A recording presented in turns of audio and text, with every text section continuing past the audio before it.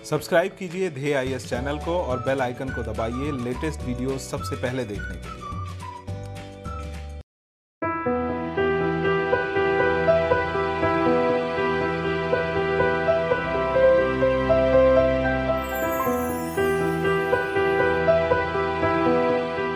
नमस्कार, मैं सुनील वर्मा ध्येय आईएएस टीम की ओर से आपका स्वागत करता हूं ध्येय टीवी पर। हम बात करेंगे डेली करंट अफेयर्स के अपने प्रोग्राम पर, जैसा कि हम प्रतिदिन करते आए हैं। आज के वीडियो में मैं दो टॉपिक डिस्कस कर रहा हूं। पहला जो टॉपिक है, इसमें हम बात करेंगे डीएचएफएल के विषय में, समझने का प्रयास करेंगे कि डीएचएफएल कंपनी करती क्या थी, इसकी नीलामी क्यों हो रही है और इसकी नीलामी में क्या विवाद उभर कर सामने आए हैं। वहीं जो दूसरा टॉपिक है, उसमें हम बात करेंगे कर्नाटक महाराष्ट्र सीमा विवाद पर और समझने का प्रयास करेंगे कि दोनों राज्यों के बीच बेलगाम का विवाद क्या है, कर्नाटक महाराष्ट्र सीमा विवाद क्या है, क्यों कई दशकों से इस समस्या का कोई समाधान नहीं निकल पा रहा है और वर्तमान समय में ये क्यों चर्चा में बना हुआ है। आइए इन्हीं दोनों खबरों को एक एक करके विश्लेषित करते हैं। सबसे पहले हम बात करेंगे डीएचएफएल के विषय में। डीएचएफएल का पूरा नाम है दीवान हाउसिंग फाइनेंस लिमिटेड। एक सब ध्यान दीजिए, यहाँ पर क्या है कि यह फाइनेंस करती है किस क्षेत्र में, हाउसिंग के क्षेत्र में। आपको पता है कि हमारे यहाँ कई प्रकार की एनबीएफसी हैं। एनबीएफसी का मतलब होता है कि नॉन बैंकिंग फाइनेंशियल कंपनीज, अर्थात ऐसी कंपनी जो फाइनेंस का लेन देन करती हैं लेकिन बैंक नहीं है।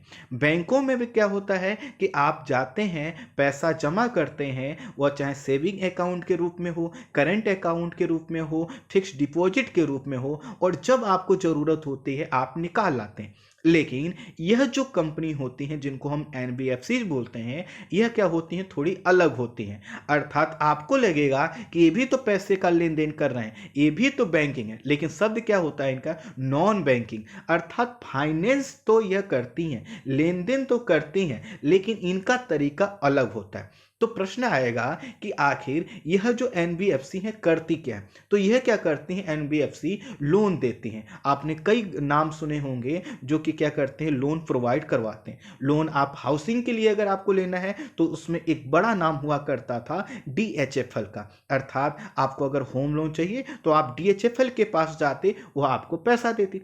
प्रश्न आएगा कि फिर डीएचएफएल के पास पैसा कहाँ से आया, वह लोन कहाँ से दे रहा। तो करते क्या है, जो भी एनबीएफसी होते हैं, और उदाहरण के रूप में हम ले रहे हैं यहाँ पे डीएचएफएल को ही, तो डीएचएफएल को अगर क्या करना है, किसी को लोन देना है, मान लेते हैं हम आप और 100 लोग डीएचएफएल के पास गए और हम सब ने कहा हमें 10-10 लाख का होम लोन चाहिए। चूंकि ये हाउसिंग के क्षेत्र में लोन देती है तो ये सबको कहेगी ठीक है हम देंगे। ये क्या करेगी, यह बैंक से पैसा उठा लेगी सस्ते ब्याज दर पर और हम आपको क्या करेगी, दे देगी।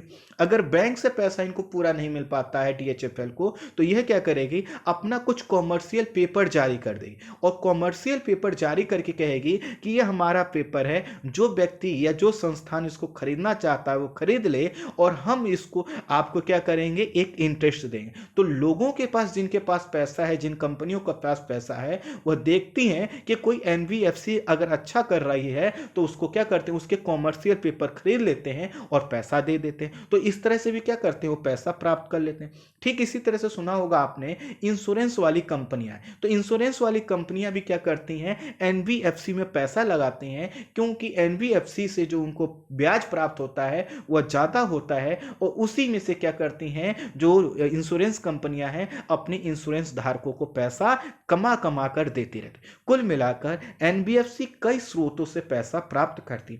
ठीक इसी प्रकार जो डीएचएफएल है, ये भी क्या है, एक नॉन जो है कि बैंकिंग फाइनेंशियल कंपनी है और यह क्या करती थी, लोन देती थी, फाइनेंस का कार्य करती थी।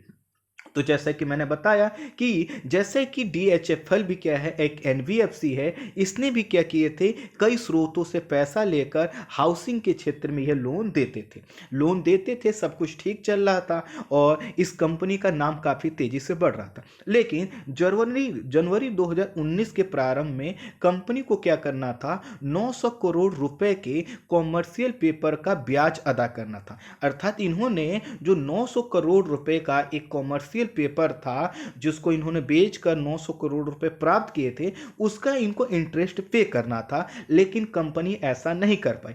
इंटरेस्ट पे ना कर पाने का मतलब है कि कंपनी की जो वित्तीय स्थिति है वो ठीक नहीं रही। हालांकि इसको लेकर काफी विवाद बढ़ा, लेकिन कंपनी ने कहा कि यह एक अस्थायी समस्या है, कंपनी की साख बिल्कुल ठीक है, कोई दिक्कत की बात नहीं है। तो जो इसके इन्वेस्टर्स थे वो भी शांत हो गए, उन्होंने कहा कि ठीक है, ऐसा हो सकता है। हालांकि डीएचएफएल में हो रही अनियमितता की जानकारी कोबरा पोस्ट ने पहले ही सार्वजनिक की थी, और कोबरा पोस्ट ने अपने रिपोर्ट में बताया था कि डीएचएफएल ने सेल कंपनी के जरिए 31,000 करोड़ रुपए से ज्यादा के घोटाले को अंजाम दिया। प्रश्न आएगा, ये सेल कंपनी क्या है? तो सेल कंपनी फर्जी कंपनियां होती हैं जिनका कोई अस्तित्व नहीं होता। जैसे कि मान लेते हैं, मैं आपको कहूं कैसे, कि जैसे डीएचएफएल कंपनी है, इसने क्या किया, 31 या कुछ और जो है कि अकाउंट्स खोले और उसको दिखाया कि वह डीएचएफएल ने यह दिखाया कि हम इन इन कंपनियों को क्या कर रहे हैं, लोन दे रहे हैं, जबकि वो तो कंपनियां थी ही नहीं।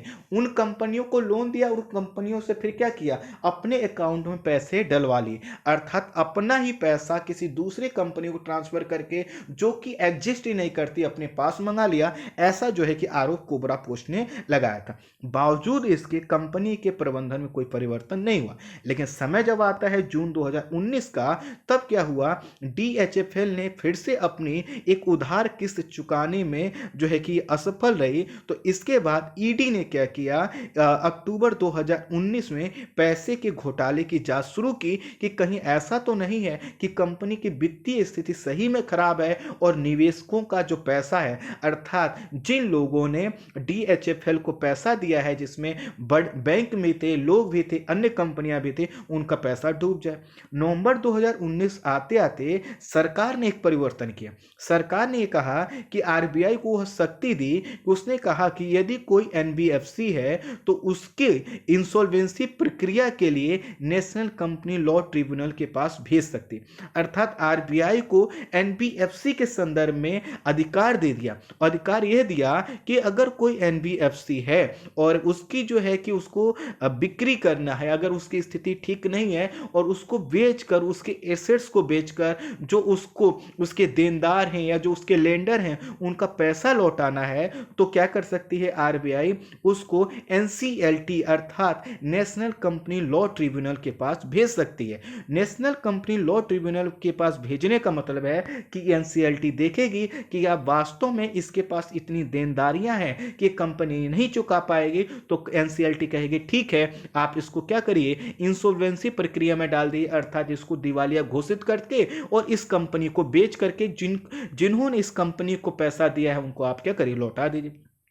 आरबीआई ने क्या किया, अपनी इसी शक्ति का प्रयोग करते हुए डीएचएफएल के बोर्ड ऑफ डायरेक्टर्स को उसके पद से हटा दिया और पूर्व बैंकर आर सुब्रमण्यम कुमार को कंपनी का प्रशासक बना दिया, और सुब्रमण्यम कुमार को बाकायदा इंसॉल्वेंसी प्रोफेशनल जैसी शक्ति दी गई। इंसॉल्वेंसी प्रोफेशनल का मतलब है कि ये डिसाइड कर सकते थे कि यह जो कंपनी के ऊपर जो उधारी है उसको कैसे लौटाया जाए। अगर जरूरत पड़े तो क्या कर सकते हैं, कंपनी को बंद करके उसको बेचने की भी कह सकते हैं, और इसीलिए इनको कहा गया इंसॉल्वेंसी प्रोफेशनल के रूप में इनको नियुक्त किया जाता है। अर्थात दो चीजें करनी थी, एक तो डीएचएफएल का जो मैनेजिंग बोर्ड था उसकी जगह लेनी थी, और इनको यह भी देखना था कि क्या हमें इस कंपनी को बेचकर ही लोगों का पैसा लौटाने का विकल्प है या कुछ और भी है। आरबीआई ने क्या किया, नवंबर 2020 में डीएचएफएल को एनसीएलटी में खींच लिया, अर्थात नेशनल कंपनी लॉ ट्रिब्यूनल के पास ले आया, और इसका मतलब है कि अब जो एनसीएलटी के पास लाए जाने का मतलब था कि अब कंपनी को दिवालिया घोषित किया जाएगा और उसके एसेट्स को बेचकर जो देनदार हैं उनका पैसा चुकाया जाए, और ऐसा ही हुआ ही। अर्थात यह डिसाइड किया गया कि कंपनी को दिवालिया घोषित किया जाता है, कंपनी के पास पैसे नहीं है उसके देनदारों को वापस करने के लिए, इसलिए कंपनी के एसेट्स को अर्थात उसकी संपत्ति को बेचा जाए और लोगों का पैसा लौटाया जाए। और इसी के तहत जनवरी 2020 में कंपनी के प्रवर्तक कपिल वाधवान और नीरज वाधवान को गिरफ्तार कर लिया गया। आरोप था क्या, घोटाले का। प्रश्न आएगा अब क्या विवाद हुआ है, तो दरअसल डीएचएफएल कंपनी की कुल जो देनदारी है वो लगभग 95,000 करोड़ रुपए की है। सोचिए कितनी बड़ी रकम। तो डीएचएफएल की दिवालिया प्रक्रिया के तहत यह कहा गया कि अब बोली लगाई जाएगी, इसको बेचा जाएगा और इसके लिए तिथि निर्धारित की गई 17 अक्टूबर 2020 और इस दौरान 4 कंपनियों ने कहा कि ठीक है हम बोली लगाएंगे और हम इसके एसेट्स को खरीदें। पहली जो कंपनी थी वह थी ऑक्ट्री, जो कि यूएसए बेस्ड कंपनी। दूसरी कंपनी जो है वह एससी लोबी है, जो हांगकांग बेस्ड कंपनी। तीसरी कंपनी जो है पिरामल एंटरप्राइजेज और चौथी जो कंपनी है वह अडानी। इन 4 कंपनियों को क्या करना था, इसके शेयर को खरीदना था और शेयर को खरीद कर क्या करना था, जो पैसे यह देंगे उसी पैसे से क्या किया जाना था, लोगों का अर्थात जो देनदार है उनको पैसा वापस किया जाना था। ओक्ट्री ने पूरी कंपनी के लिए 30,000 करोड़ रुपए की बोली लाई। उसने कहा कि हम डीएचएफएल को खरीदना चाहते हैं और उसने कहा हम इसके लिए सिर्फ और सिर्फ 30,000 करोड़ रुपए देंगे। सोचिए 95,000 करोड़ रुपए की कंपनी के लिए कहा गया कि 30,000 करोड़ रुपए। और इसी के साथ ओक्ट्री ने एक शर्त ये भी रखी कि डीएचएफएल की बुक कीपिंग में अगर अर्थात इस अवधि में जबकि हम इसको खरीद रहे हैं, इसके 2 महीने के अंदर यदि कोई अनियमितता पाई जाती है तो कंपनी इस डील को क्या करेगी, कैंसिल कर देगी। डील को कैंसिल करने का मतलब है कि वो जो नीलामी के तहत उसने कहा था हम इतना पैसा देंगे वह नहीं देगी और इससे क्या हो जाएगी, अलग हो जाएगी। अर्थात ओक्ट्री ने जो कि यूएसए बेस्ड कंपनीज ने कहा कि हम 30,000 करोड़ रुपए में खरीदेंगे और एक शर्त भी रख दी। शर्त ये रख दी कि ऐसा ना हो कि कल हमको पता चले कि नहीं इस पे तो और भी कर्ज है, तो जो चीजें अगर कोई नई अनियमितता इससे संदर्भ में आती है तो हम इससे बाहर हो जाएंगे। अडानी कंपनी ने सिर्फ जो है कि wholesale and slum rehabilitation authority अर्थात एसआरए के पोर्टफोलियो के लिए बोल लगाई। अर्थात ये जो कंपनी थी डीएचएफएल, उसका एक पोर्टफोलियो अर्थात उसके कर्ज का एक हिस्सा था, छोटा सा हिस्सा, पूरी कंपनी का एक छोटा सा हिस्सा था एसआरए, जिसका नाम है wholesale and slum rehabilitation authority. तो इसका जो कर्जा था उसके लिए कहा कि बोली लगाए और उसने कहा कि हम क्या करेंगे, इसका हिस्सा हम खरीदेंगे कम, अर्थात पूरी कंपनी को खरीदने का इसने पहली बार में क्या किया। अभी जब हम बात कर रहे हैं तो इन्होंने कहा कि हम इसमें इंटरेस्टेड नहीं। ठीक इसी तरह से जो पिरामिल एंटरप्राइजेज है उसने भी कहा कि हम जो यह डीएचएफएल कंपनी है उसका एक पोर्टफोलियो अर्थात उसके जो है कि पूरी कंपनी का एक हिस्सा हम खरीदेंगे और यही हिस्से को हम पोर्टफोलियो के रूप में कह रहे हैं। इन बोलियों में जो राशि दी जा रही थी, जैसा कि मैंने आपको बताया, सबसे बड़ी जो राशि थी ओक्ट्री की थी और वह कितनी थी, 30,000 करोड़ रुपए। तो ये इसमें ये जो राशि दी जा रही थी बोलियों के माध्यम से वह काफी कम थी और कई शर्तों के अधीन थी, जिसके वजह से कमेटी ऑफ क्रेडिटर्स अर्थात कमेटी ऑफ क्रेडिटर्स का मतलब कि यह वह कमेटी है जिसमें वह लोग शामिल हैं जिन्होंने पैसा दिया है। इसमें कई बैंक शामिल हैं, कई ग्रुप शामिल हैं जिन्होंने डीएचएफएल को पैसा दिया था और डीएचएफएल की नीलामी से जिनको पैसा मिलना था, तो इन लोगों को बोला गया है कमेटी ऑफ क्रेडिटर्स। क्रेडिटर्स की कमेटी है और हर कंपनी की ऐसी होती है, कोई भी कंपनी होती है तो उसके जो देनदार होते हैं उन लोगों को मिलाकर क्या किया जाता है, कमेटी बना दिया जाता है। तो इसी तरह से ये जो कमेटी थी जो डीएचएफएल के संदर्भ में बनाई गई थी, उसने कहा कि नहीं हम इससे संतुष्ट नहीं है और उसने कहा कि फिर से बोली लगाई जाए और ये भी कहा कि बोली बढ़ाई जाए क्योंकि हमें तो कुछ पैसा मिल ही नहीं रहा। हमारा टोटल कर्ज है 95,000 करोड़ रुपए और हमें जो अभी तक सबसे बड़ी बोली प्राप्त हुई है वो 30,000 करोड़, इससे तो हमारा काफी नुकसान होगा। तो अगली बोली के लिए 9 नवंबर की क्या कर रखी गई, डेट रखी गई। 9 नवंबर 2020 को पीरामल ने बोली बढ़ाकर 25,000 करोड़ रुपए कर दिया पूरी कंपनी के लिए। ठीक इसी तरह ने ओक्ट्री ने अपनी बोली 1,000 करोड़ रुपए और बढ़ा दी और कहा 31,000 करोड़ रुपए में हम इसको फाइनल करते हैं, हम खरीद लेंगे। 9 नवंबर की जो डेट खत्म हो गई, उसके बाद दिवाली वाले दिन अर्थात 14 नवंबर को ओक्ट्री से 250 करोड़ रुपए की बोली जो है कि अडानी ने लगाई।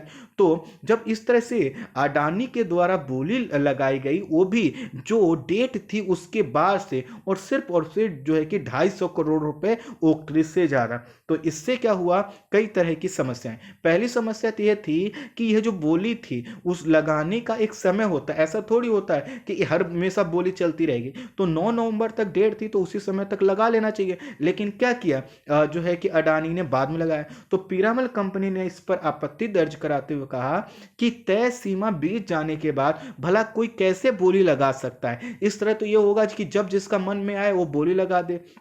साथ ही साथ उन्होंने कहा कि ठीक है कि अगर समय बीत गया है और आपको लगता है, अर्थात जो क्रेडिटर्स की जो कमेटी है, जो देनदारों की कमेटी है, उनको लगता है कि हमें फिर से बोली करवानी है, तो आप क्या कर सकते हो, संशोधित बोली करवा सकते हो। संशोधित बोली का मतलब है कि आप कहो कि नहीं, हम उससे क्या सहमत नहीं है, फिर से बोली लगाई जाए। जैसा कि पहले हमने अक्टूबर में लगाया था, उसके बाद नवंबर में लगाया, तो कहा ठीक है, ठीक अगली भी कर लो। लेकिन उन्होंने कहा कि आपको यह क्या करना होगा, सभी को अवसर देना होगा, अर्थात जो कंपनियां शुरू से इस बोली की प्रक्रिया में शामिल हैं, सबको इसमें शामिल करना होगा। ये नहीं हो सकता कि पहले हमने बोली लगा दी, बोली का डेट खत्म हो गया और फिर कुछ बाद में कोई क्या कर रहा है, आके बोली लगा दे रहा है, और वो भी सिर्फ 250 करोड़ रुपए। तो इन कंपनियों का कहना है कि दरअसल ये जो नीलामी की प्रक्रिया है वह ठीक से नहीं अपनाई जा रही और अनियमितता है। उनका कहना है पहले तो इसकी चीज की जांच होनी चाहिए कि कैसे यह हो सकता है अडानी ग्रुप को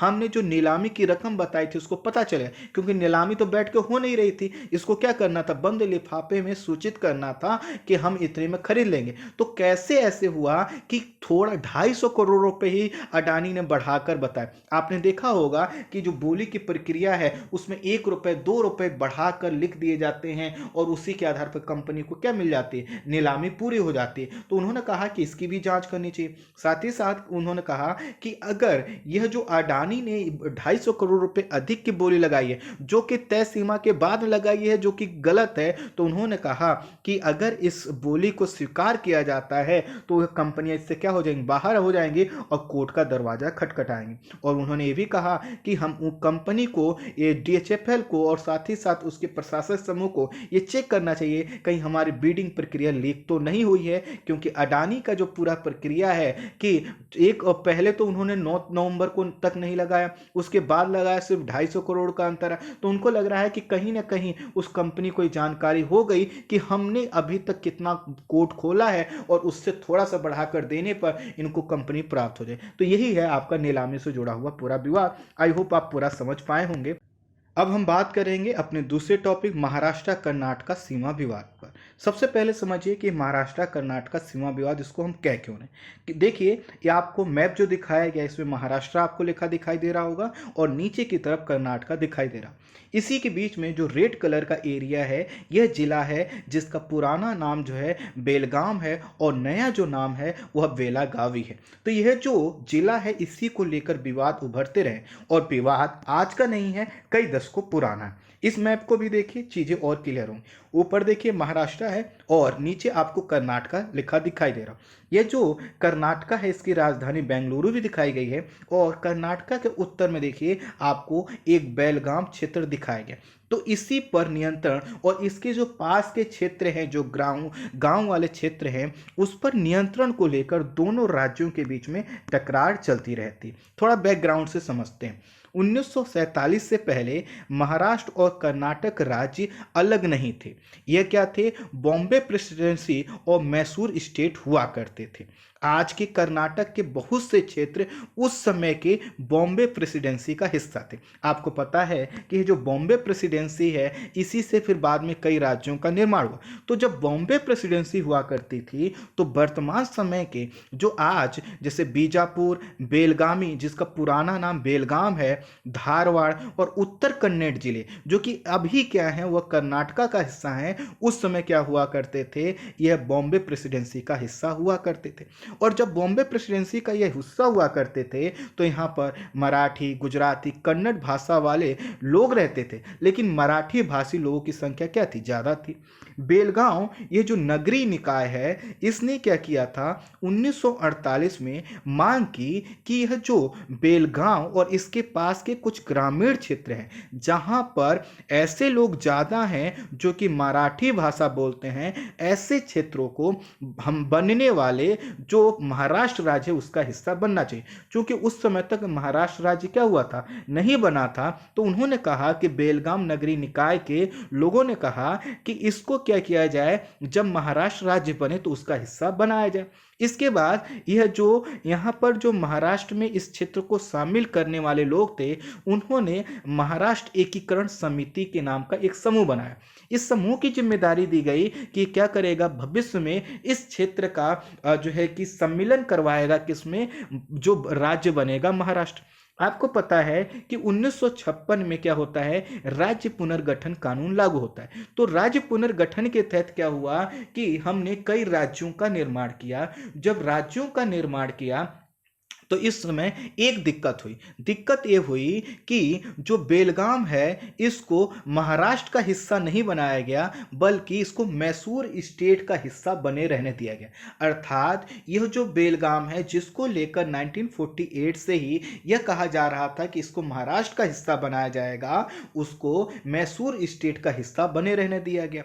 इस पर क्या हुआ, जो महाराष्ट्र एकीकरण समिति बनी थी उसने कहा कि नहीं, ये गलत हुआ है, और उसने कहा मैसूर स्टेट के तहत आने वाले 800 जो मराठी भाषी गांव हैं वह महाराष्ट्र का हिस्सा होना चाहिए। और ये जो 800 मराठी भाषी गांव थे, इन अधिकांश गांवों का जो संबंध जिस जिले से था उसका नाम क्या है, बेलगांव। तो उन्होंने कहा कि चूंकि ये जो 800 गांव हैं जहां पे मराठी भाषी लोग अधिक रहते हैं, और यह क्या है, बेलगांव जिले का हिस्सा है, और खुद बेलगांव शहर में भी अर्थात जिले में भी क्या है, पूरा मराठी समुदाय के लोगों की संख्या ज्यादा है, इसलिए इनको क्या होना चाहिए, महाराष्ट्र का हिस्सा होना चाहिए।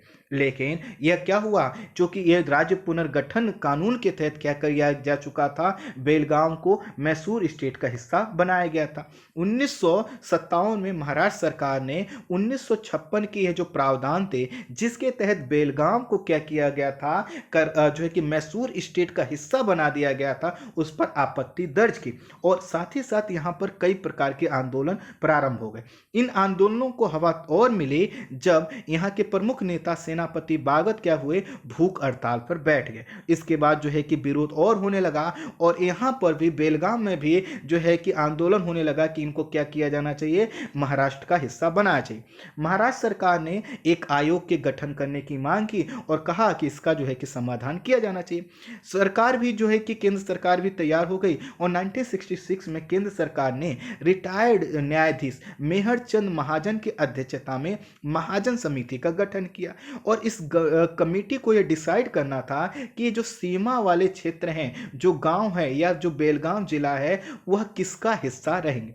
1967 में इस कमीशन ने अपनी रिपोर्ट दी। कमेटी ने अपनी रिपोर्ट में कहा कि उत्तर कन्नड़ जिले के 264 गांवों और हलियल तथा सुपा इलाके के 300 गांवों को महाराष्ट्र को दिया जाए। अर्थात जो कर्नाटका का महाराष्ट्र से लगा हुआ क्षेत्र था, तो उसके जो है कि उत्तर कन्नड़ के 264 गांवों को और हलियल तथा सुपा इलाके के 300 गांवों को कहा कि ठीक है, इनको महाराष्ट्र को दे दिया जाए। लेकिन यह जो महाजन कमेटी थी, इसने बेलगाम शहर को जो है कि महाराष्ट्र का हिस्सा बनाने की बात नहीं कही, और इसी की तो बात जो है कि लंबे समय से हो रही थी। कमेटी ने यह भी कहा कि कर्नाटक, ये जो उस समय मैसूर स्टेट था, उसको कोई दिक्कत ना हो, तो उसने कहा कि जो महाराष्ट्र का सोलापुर समेत 247 गांव वह क्या कर दिए जाए, कर्नाटका को दे दिया जाए, और केरल का जो कासरगोड जिला है वह क्या दिया जाए, मैसूर स्टेट या वर्तमान समय के कर्नाटक को दे दिया है। इस तरह से इन्होंने कुछ अदला बदली की बात की, लेकिन जो बेलगाम शहर है उसको लेकर इन्होंने ये नहीं कहा कि इसको महाराष्ट्र का हिस्सा होना चाहिए। अब यह जो कमेटी की रिपोर्ट थी, इस पर महाराष्ट्र और केरल दोनों राज्य सरकारों ने इसका विरोध किया। महाराष्ट्र सरकार ने कहा यह जो रिपोर्ट है अतार्किक है, और उन्होंने कहा एकपक्षीय है, और इसके चलते जो है कि विरोध बढ़ा, और कमेटी की जो सिफारिश थी उसको केंद्र सरकार लागू नहीं कर पाई। 1983 में क्या हुआ, बेलगाम में पहली बार नगर निकाय के चुनाव हुए, जिसमें महाराष्ट्र एकीकरण समिति के जो समर्थक है, अर्थात जो लोग ऐसे उम्मीदवार थे जो इस क्षेत्र के महाराष्ट्र में मिलाए जाने की बात करते थे, वह जीत कर आए। नगर निकाय और 250 से ज्यादा मराठी बहुल गांवों ने राज्य सरकार को प्रस्ताव भेजा कि इस क्षेत्र को क्या कर दिया जाए, महाराष्ट्र में मिला दिया जाए। किस राज्य को भेजा इन्होंने, जो मैसूर स्टेट था, या जो उस समय की जो है कि कर्नाटक राज्य बन गया था। आपको पता है कि 1973 में मैसूर स्टेट को कर्नाटक राज्य के रूप में बना दिया गया। तो इन्होंने कर्नाटक राज्य को यह ऐसा प्रपोजल भेजा, लेकिन बात यहाँ पर भी कुछ नहीं बनी। कर्नाटक इसको स्वीकार करने के लिए तैयार नहीं था। धीरे धीरे समर्थक और गैर समर्थकों के बीच विवाद बढ़ता गया और 1986 में, यहाँ गलती से 36 लिख गया है, तो 1986 में कई जगह हिंसा हुई और 9 लोगों की मौत हो गई। 2005 में बेलगाम नगर निकाय ने पुनः इस मुद्दे को हवा दी और उन्होंने क्या किया, निकाय ने बेलगाम को महाराष्ट्र में मिलाने वाले प्रस्ताव को पास कर कर्नाटक सरकार को भेजा। कर्नाटक सरकार ने इसे असंवैधानिक बताते हुए रद्द कर दिया और साथ ही साथ निकाय को भी भंग कर दिया। समझिए कि इतनी नाराजगी यहां पर दिखाई। इसी वर्ष महाराष्ट्र सरकार ने सुप्रीम कोर्ट में इस विवाद को सुलझाने की अपील दाखिल की। समय आगे बढ़ा। वर्ष 2006 में बेलगाम पर अपना दावा कर्नाटक ने मजबूत करने के लिए क्या किया, बेलगांव या जो है कि बेलगांव का नाम बदलकर बेलगावी कर दिया और साथ ही बेलगावी को कर्नाटक की उप राजधानी भी घोषित कर दिया। वर्ष 2006 में कर्नाटक सरकार ने विधानसभा का एक 5 दिवसीय विशेष सत्र यहां पर बुलाया और सत्र इसलिए बुलाया ताकि वो बता सके कि हमारा ही क्षेत्र है, और यह तय किया कि विधानसभा का जो शीतकालीन सत्र होगा वह यहीं बुलाया जाएगा, अर्थात बेलगावी में ही बुलाया जाएगा। वर्ष 2012 में कर्नाटक सरकार ने बेलगावी में एक नई विधानसभा इमारत का भी उद्घाटन कर दिया और विधानसभा का जो शीतकालीन सत्र है यहीं बुलाया जाता है। उद्देश्य यह है कि जो बेलगावी क्षेत्र है यह महाराष्ट्र के पास नहीं जाना चाहिए। वर्ष 2019 में मुख्यमंत्री बनने के बाद महाराष्ट्र के उद्धव ठाकरे ने, जो उद्धव ठाकरे थे, इनसे मिले महाराष्ट्र एकीकरण समिति के नेता और उन्होंने कहा कि आपको इस मुद्दे पर ध्यान देना चाहिए। उद्धव ठाकरे ने 2 सदस्यों के अर्थात 2 मंत्रियों की कमेटी का गठन किया और जब एक कमेटी का गठन किया तो इसका उद्देश्य क्या था कि जो बेलगाम क्षेत्र है इसको कैसे महाराष्ट्र का हिस्सा बनाया जा सकता है, बातचीत की प्रक्रिया को कैसे तेज किया जा सकता है, उस पर ध्यान देना था। यह जो कमेटी नियुक्त हुई इसके विरोध में बेलगावी में कर्नाटक नव निर्माण सेना ने क्या किया, उद्धव ठाकरे का पुतला जगाया, अर्थात जो है कि विरोध प्रदर्शित किया। कर्नाटक के मुख्यमंत्री BS येदियुरप्पा ने कहा कि कर्नाटक की 1 इंच जमीन भी किसी राज्य को देने का सवाल नहीं उठता है। और इसके बाद क्या हुआ, येदियुरप्पा के खिलाफ जो है कि विरोध प्रदर्शन हुए, उनका पुतला जलाया गया। 2019 में शिवसेना के राष्ट्रीय प्रवक्ता जो है कि बेलगाम जिले जा रहे थे, पुलिस ने उन्हें रोक लिया। इसके बाद संजय राउत ने विधानसभा में कहा कि बेलगाम कर्नाटक ऑक्यूपाइड महाराष्ट्र है। जैसे हम बोलते हैं ना, POK बोल देते हैं, ठीक इसी तरह की तर्ज पे इन्होंने शब्द बोला। तो इसके बाद और विवाद बढ़ गया कि कोई ऐसे कैसे बोल सकता है। अब हाल में क्या हुआ है, इस सोमवार को महाराष्ट्र के उप मुख्यमंत्री अजीत पवार ने बाल ठाकरे के बरसी पर बोलते हुए कहा कि कर्नाटक के मराठी भाषी लोगों को महाराष्ट्र में शामिल करने के बाला साहब के सपने को हमें साकार करना चाहिए। बाला साहब ठाकरे के बरसी पर बोल रहे तो इसी संदर्भ में उन्होंने बोला। कर्नाटक के मुख्यमंत्री ने इस पर पलटवार करते हुए कहा कि मैं महाराष्ट्र के मुख्यमंत्री के बयान की निंदा करता हूं। पूरी दुनिया को पता है कि महाजन समिति की रिपोर्ट फाइनल है और अब उस पर आग भड़काना गलत है। कुल मिलाकर इनका उद्देश्य यह था कि अब जो हो चुका है वो हो चुका है, इस पर कुछ नहीं हो सकता। वहीं जो महाराष्ट्र की जो पॉलिटिकल पार्टी है, समय समय पर उनका जो है कि उद्देश्य ये होता है कि कैसे कि जो बेलगाम क्षेत्र है उसको अपने में मिलाया जाए। वहीं कर्नाटक का प्रयास रहता है कि किसी भी तरह से ये जो पूरा क्षेत्र है वह जो है कि उनके राज्य से बाहर नहीं जाना चाहिए। यही है आपका महाराष्ट्र कर्नाटक सीमा विवाद। आई होप आप पूरे टॉपिक को समझ पाए होंगे। तो आज के वीडियो में इतना ही। Thank you so much.